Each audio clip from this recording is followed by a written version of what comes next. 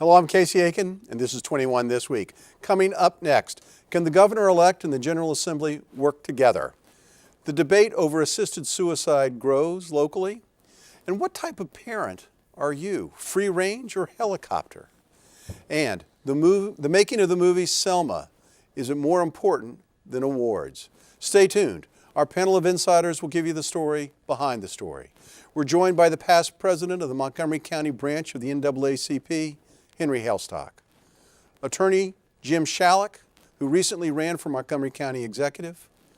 Republican activist Eric Cary, and the president of Progressive Maryland, Elbridge James. Stay tuned for these stories and more on the next 21 This Week.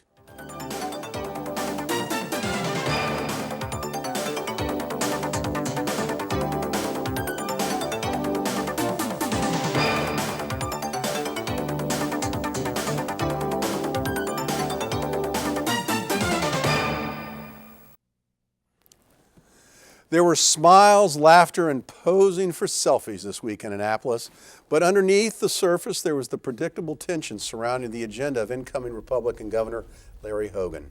The Baltimore Sun summed it up best. Spending and taxes are expected to dominate an otherwise unpredictable General Assembly session. Elbridge, State Senate President Mike Miller declared his chamber a place of camaraderie, while the governor-elect pledged to fix the state's problems with help from both sides of the aisles. Is it realistic to expect bipartisanship from both sides working together? The governor has all the marbles. He has all the cards.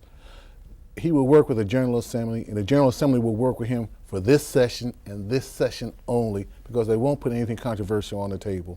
The governor on his own, unfortunately, can cut programs that we believe are needed, but if he decides to cut the programs, there's nothing the General Assembly can do.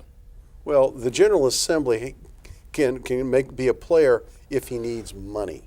He can cut, but he's going to have to come for money at some point. At some point, but I believe there's going to be a negotiated give and take, and it will be very mild this year. I think the Ackerman will get involved next year when things get laid out a little bit further. You got to remember, this is his first term. He's just getting his cabinet in place. And so there'll be a lot of feeling out this year. Well, they've never been nice to any governor, let alone a Republican governor. I can't believe you think it's going to be all hugs and kisses. But you got to remember, you got new members there, and the new members are not sure how to play. So they're going to try to play nice right now. But you still have the same old leadership too. All right, well, Eric, let's go to you. I want to. Baltimore Mayor Stephanie Rawlings Blake wants more money for school construction and the Red Line light rail project. And freshman Senator Cheryl Kagan has tweeted that the governor-elect is not expressing his love for Montgomery County. How is he going to deal with these legislatures begging for state largesse? There's no money in the pot. There isn't, but at the same time, here we are. We're going back to the heartstrings again. Education, we're going to start hearing about the Bay, and then also gets back to transportation. All the good, hot strings to strum to try to make a song and a dance. But more importantly, what we're going to have to start seeing is some programs from the counties themselves that make good sense and being a steward of the money that's being given to them from the state. But it's going to have to be cut back. I mean, it's just coming out right away and saying more. We've been going through that cycles after cycles, and look at what it's gotten us. The realistic thing, you brought it up, Elbridge, that this is a new session.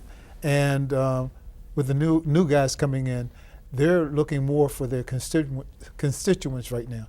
They're looking to try to drive what their constituents really want. And they're going to get some lead from their leaders right now, but eventually they're going to try to push some things, because a lot of them got in because they say it's a new day, and that's why. Well, I mean, it's good to contrast that, because the last time a Republican was elected governor, there was the magic pill of gambling, which was supposed to fix all of the budgetary woes, and Mike Miller kept pulling the rug out from Bob Orlick, and finally it passed under O'Malley. A lot of money coming in for gambling, but we're still in debt. Jim. Casey, I think the biggest fear Democrats have is that Hogan gets reelected, because the next governor controls redistricting. Oh, Jim, you're getting way ahead of yourself. You're getting way ahead of yourself. I'm convinced that the Democratic leaders are already planning to make him a one-term governor. Well, Jim, no kidding. That happened. That happened on November 3rd, Jim. Exactly. And the next governor controls redistricting, which is crucial in this state. Well, that's why we lost so many You're getting office way ahead of yourself, because you got to remember, when Ehrlich was defeated by Martin O'Malley, he had a 55% approval rating. So let's not get ahead of ourselves with how Larry Hogan's going to do. He hasn't even been sworn in yet. But I want to ask you a question about the Law Enforcement Officers' Bill of Rights. What does it mean, and will it pass? I mean, we've heard a lot in the last 4 months about police officers and their behavior. Is this bill designed to address that issue? Well, the LEOBR, it's called, is a law in Maryland which gives police officers and law enforcement officials certain rights during investigations and when they're accused of wrongdoing or disciplinary infractions. Rights to attorneys, they have 10 days to get a lawyer. So these are rights that law enforcement officers have. The concern is that the legislature may cut back on some of those rights that officers have because of these shootings and other incidents. Many people, not many, there are a number of legislators that feel that officers have too many rights and they may be cut back. That's the issue before this legislature. Well, but they're also talking about authorizing body cameras for Yes. for police officers. Isn't that part of it as well? Yes, that's part of the omnibus concerns, yes. All right. Henry, I'm going to go back to you for the overview. What are the issues that affect you and you're concerned about going forward in this legislative session? The one thing is health. The Affordable Care Act, I think, is going to be punched at not only locally but nationally. I think also too, transportation is a big issue with me because we're having aging bridges, thoroughways that we need to have done back when. Should they build yesterday. Should they build the Purple Line? I think they should. I also think they should be building the red line, if- primarily because businesses are crying for that as well. And I think it would help both jurisdictions, I can't talk tonight, to have this happen. And I think that would help businesses stay here in Montgomery County as well as help Prince George's County. Well, as we're going to wrap this topic up and move on to our next one, because the legislative session is just beginning. So for the next 90 days, buckle your seatbelts. We're in for a bumpy ride. All right. Well, budget issues are sure to dominate this session of the General Assembly. One social issue that is sure to receive attention is the bill that State Senator Ronald Young of Frederick said he's in the process of drafting. That bill is entitled Death with Dignity. It has received a lot of attention because there's also a similar bill being offered in the District of Columbia and the most recent headline-grabbing story that came out of Oregon. Now, according to Pew Research Center, views about physician-assisted suicide are tied more broadly to beliefs about the morality of suicide in general. Pew identified 4 sets of circumstance that are described as assisted suicide cases. They are suffering great pain with no hope of improvement, 62% favor that. Has an incurable disease, 56% favor that. Is ready to die because living has become a burden, 38% support that. And the last is an extremely heavy burden on their families, 32% that support that. Henry, is there a moral right to suicide? You know, this question has gone back way back in the age of time with Solomon, Jonah, and all of them as far as suicide or taking your own life. Morally, religiously, it's a sin. And really, we look at it from this standpoint. God gives us life. God is the one that should be taking life, not taking our own lives. And it's a crime. It's a murder. That has to be taken. But you look at all of the rationale that you just brought up, you wonder about it. But you have to go back and realize that right now it's against the law. Insurance companies will not pay for that. And really, morally, it's wrong.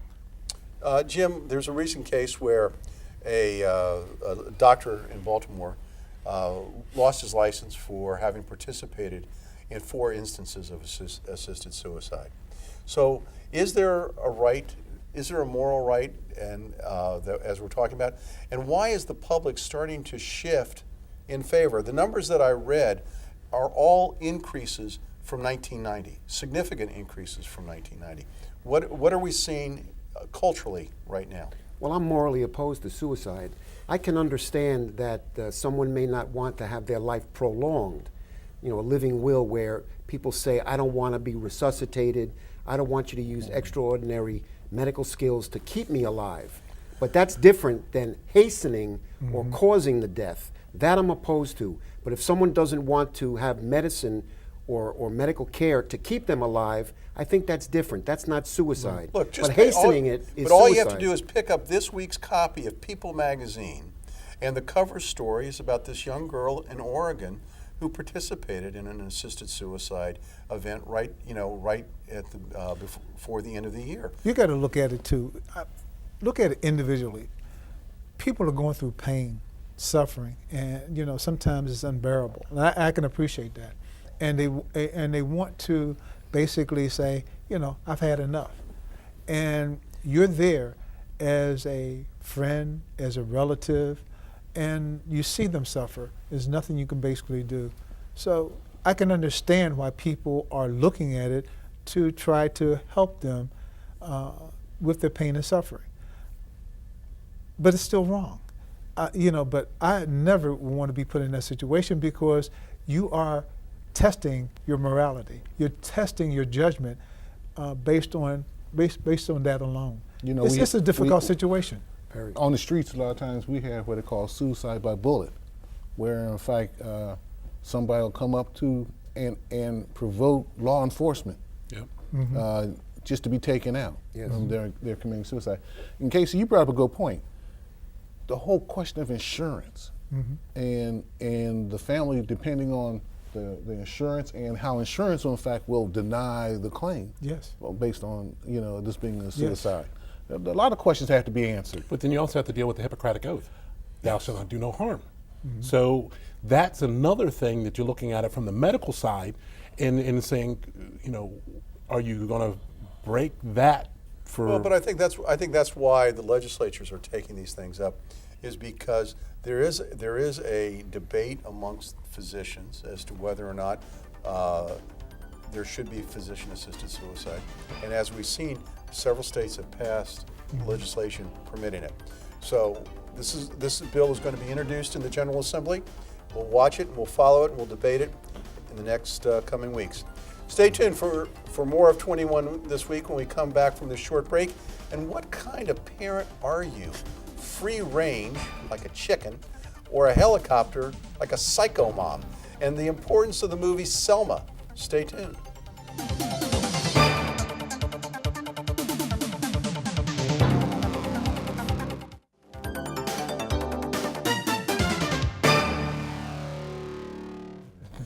Welcome back. Now, I don't know about you, but I cringe every time I hear someone start a sentence with, back in the day, life was so much better. So you're going to have to forgive me for this next story, which underscores how much life has changed since back in the days of my youth.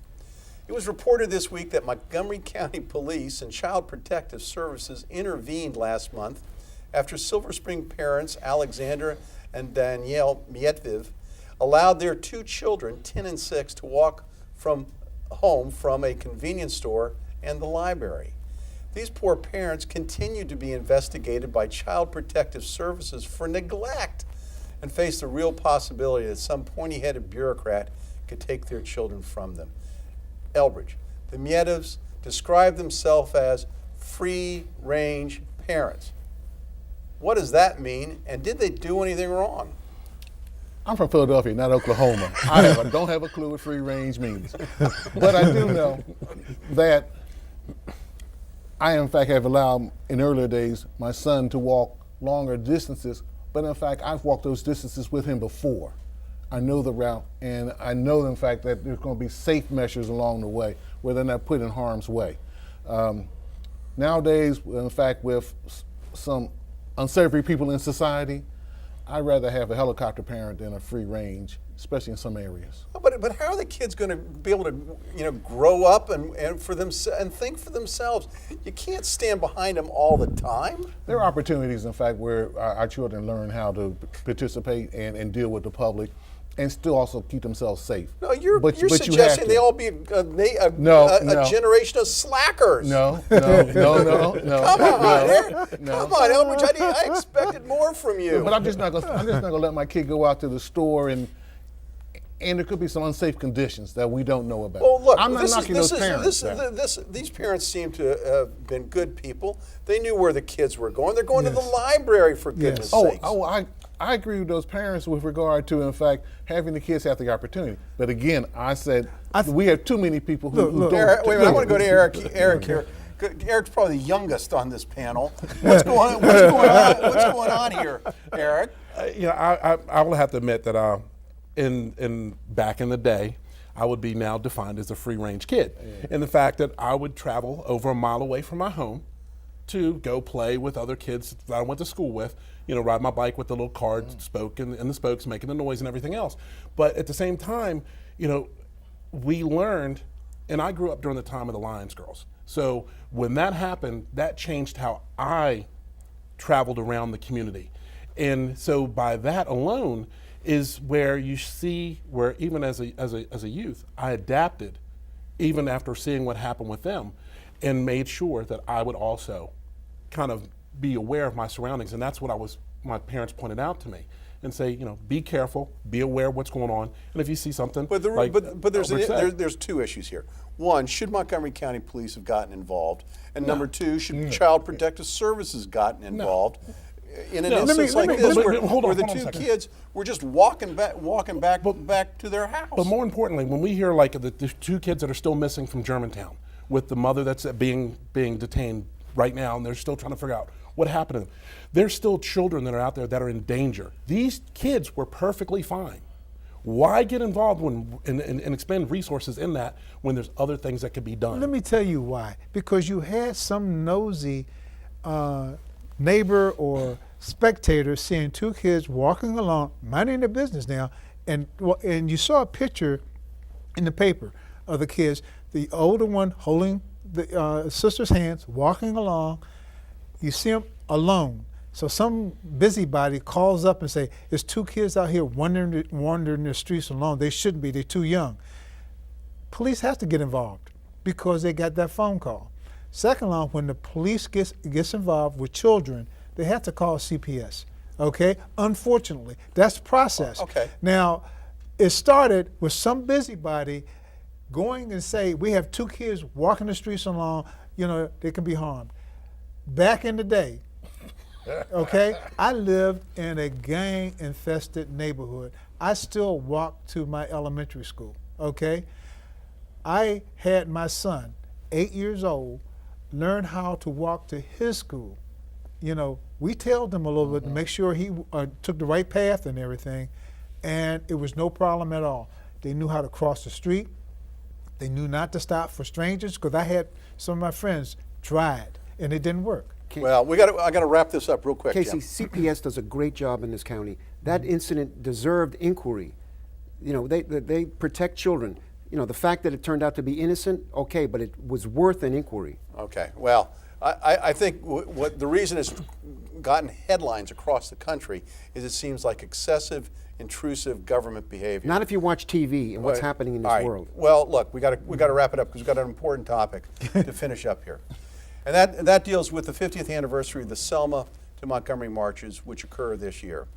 These three important demonstrations for civil rights are largely credited with moving the spirit of the nation and ultimately the passage of the Voting Rights Act later in 1965.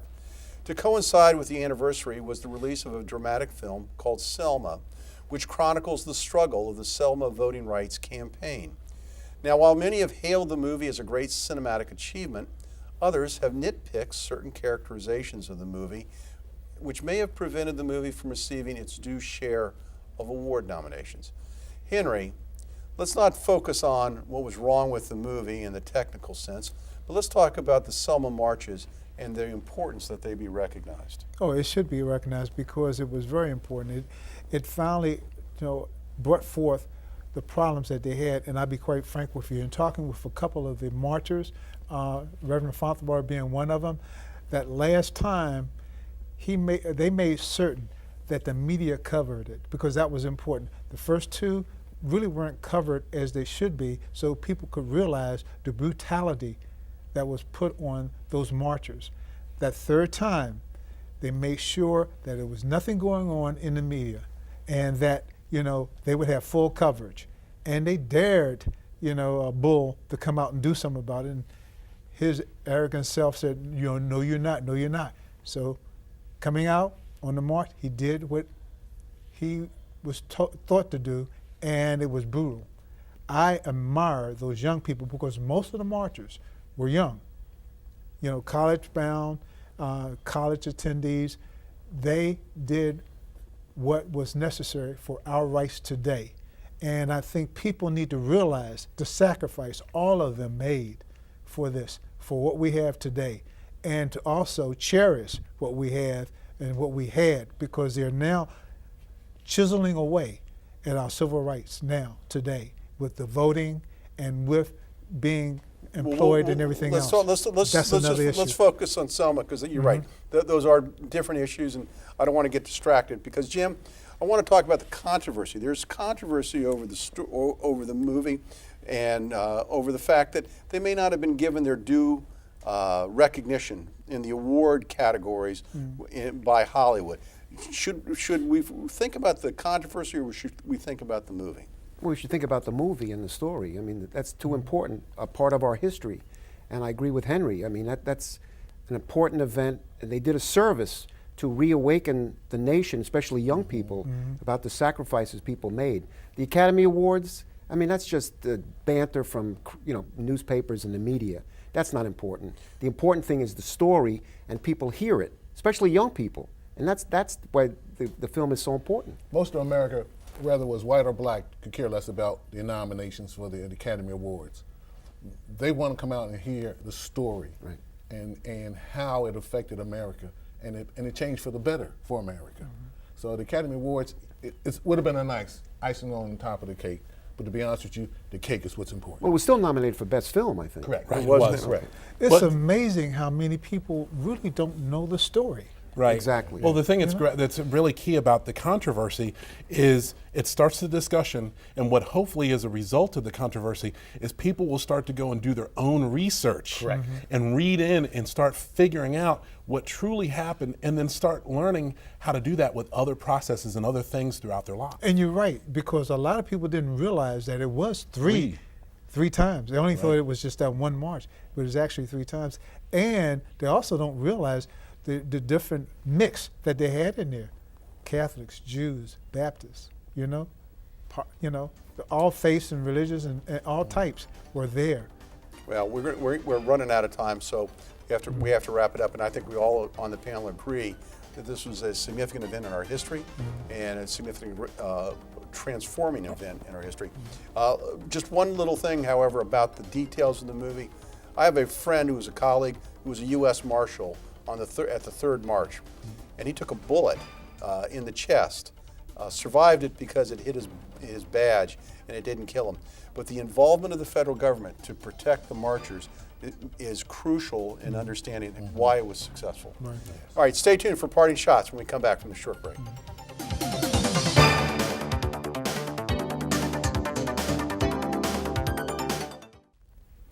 Now with parting shots, Elbridge James. In keeping with the last statement with Selma, I applaud business community for purchasing tickets for young Americans to go see the movie. It's part of their history. They need to know it. I applaud them. Thank you, Elbridge.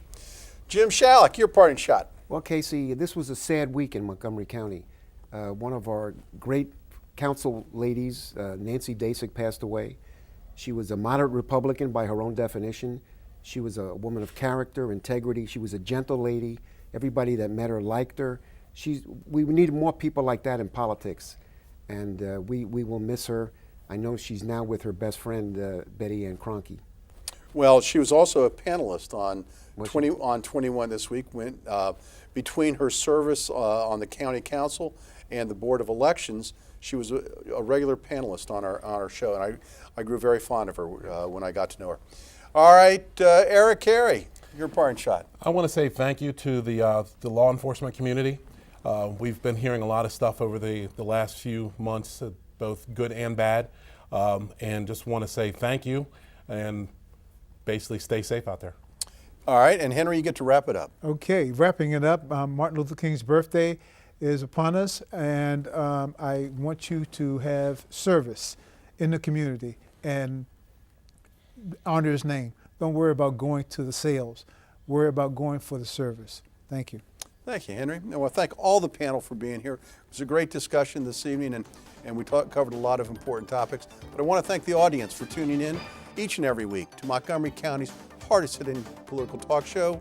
For 21 this week, I'm Casey Aiken. And don't forget, you can check us out on social media sites, whatever those things are, Flickr, Twitter, Facebook, all of them. I'm a master of none. And you can follow the Montgomery Community Media website for what's happening in our county. For 21 this week, I'm Casey Aiken.